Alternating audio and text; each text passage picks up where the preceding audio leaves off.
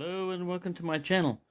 Toby sent me something very interesting because this is another one where it's like he read my mind, because I was watching a guy make char cloth a while back, a video on it, and I thought, that's something I want to learn.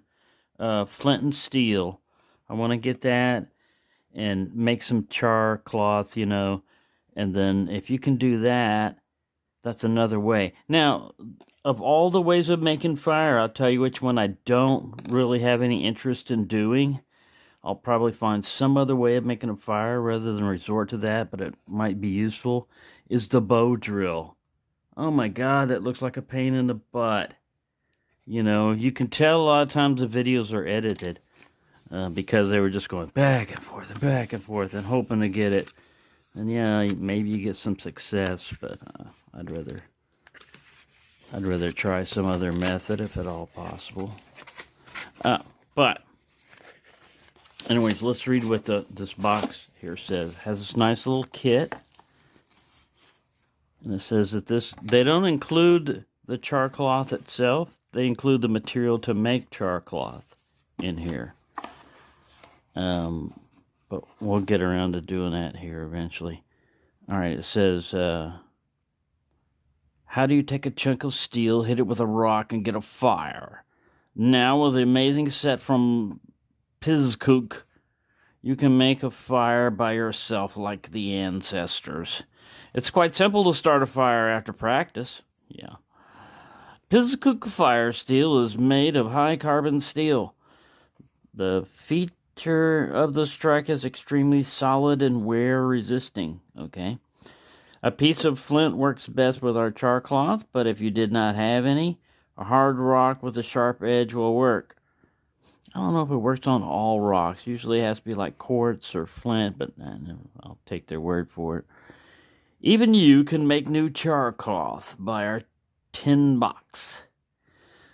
The more fire-making methods you have learned from Pizcook Survival, the better you'll get on when out in the wilderness. Okay, get on. So, let's get on with it. But it says right here that it has making char cloth. This is how to successfully start a fire. Finding tinder material, oakum. Oakum is included in this package. Making a tinder bundle using the tinder material. Striking the flint and steel. Igniting the tinder bundle. And here's your instructions. Place a small piece of char cloth on the top of the flint. Now, when they say top of the flint, I think this is where you position it. You just look at how you've got to have clearance. It can't be, right on the edge of the flint. It's got to be close to it, but it can't be, I don't think, on top. Anyway, we'll read this. The goal is to shave off a very small strip of metal that will burn and land on the char cloth. Striking down at a 30-degree angle should create a spark or two. When the spark lands on the char cloth will begin to glow red. Pull the piece out that's glowing red to use with your tinder bundle. If nothing, go back to striking. If you have a glowing piece of char cloth, great.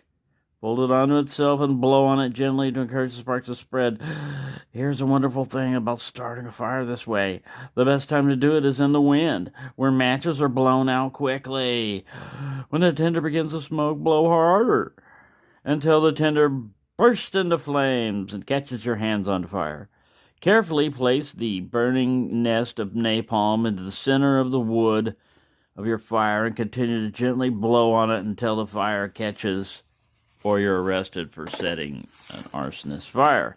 All right, so it's got a pretty wide tin, but it contains in it, this is your oakum, your tinder material. This is your piece of flint. Now, when I was in San Antonio, I could find flint material on the road, just on the side of the road they used it, but this is good. Clean and keep dry after usage. So this is what I was looking at getting. I thought first I would get this, and then I would try to find a piece of flint, and then, so you hold it kind of like this. You strike down like this. And you go, I'm going to have to practice. You hit it on like a sharp edge. From what I can remember. Let's see if we can get it. I got the light on too, so you might not see it. Yeah, I'm gonna have to. It's gonna take some practice. And then you've got a pocket bellows. What I used to use when I was camping was a tent peg. I mean, a section of my tent. It was a hollow tube, kind of like this. Let's see. Maybe keep this in. I don't know. I don't know if this is a bellows, but this is kind of, I thought these were like that, a telescoping antenna. You can blow in on this end. And I've seen other ones where this end is sealed. And so when you push down like this, so make sure it's not hiding in there. But yeah, this will help direct your air into a flame. This looks like a radio antenna, basically. It's like a radio antenna off a radio. But that comes in handy when you're messing around with fire. And then here's your char cloth material, which I'll make. So to make char cloth, you basically take some material like this, like burlap or canvas, but it can be any cotton material. Probably what would work well is an old shop rag or something like that. Preferably clean, because if it's got oil in there, it's going to smoke a lot. It's going to smoke anyway. But I'm probably going to cut off half of this and put it in here. Just, to have the other half in case I mess up. And then you put the lid back on, and you put this on a fire. And you have a vent, usually like a little hole. Now, maybe this thing is, it says right here, it doesn't matter even if there's a little, this is a little bent during transit. Okay, I thought I'd be the judge of that, but if you want to, go ahead. But yeah, this is pretty cool. Very cool. So thank you, Toby, once again, reading my mind. And like I said, I'm going to have to practice. I'll just have this out and practice, trying to set the couch on fire, chair on fire. And then, yeah, where's my oakum? Get your oakum back in there. But yeah, this is kind of like a bird's nest. You make this into a little bird's nest. And then once you've got your char cloth, this will just basically turn black. And from what I've read, basically, you just apply heat to this space. You let it smoke out until there's no more smoke. One guy took a match or a lighter and set fire to the smoke. And when the flame went out, it no longer produced a flame when he added the lighter to it. He knew it was ready, that it basically burned off all the impurities. And you get basically what looks like carbon felt, It's just some fragile. It'll be, like holding ash and everything. It's kind of fragile. That's why it's probably the thicker the cotton material you use would probably be the better, like what they supplied in here. And then after that, it's technique. So as long as you had this, rock, and your little flint thing, you could spark up a fire just about any time. You didn't need matches. Basically, the char cloth acts like your tinder, like your match, because it's different. I don't think you could do this with fat wood. You'd have to have your tinder pretty small. You need something that's just going to take one little spark. It's a lot less. It produces a lot less flame and intensity than a ferro rod.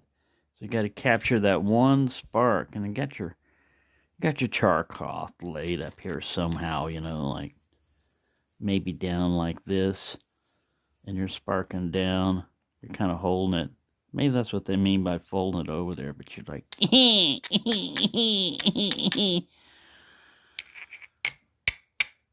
Ooh, I saw spark. Did you see it? Yeah, you got to hit it just right. I saw a spark. I don't know if it came out on the camera, but yeah, I'm going to have to practice that. So, thanks for watching. I'll do a further follow-up video when I have any success with this. After I make the char cloth, then it'll be how good can you make a spark. So, Thank you for watching, and have a nice day.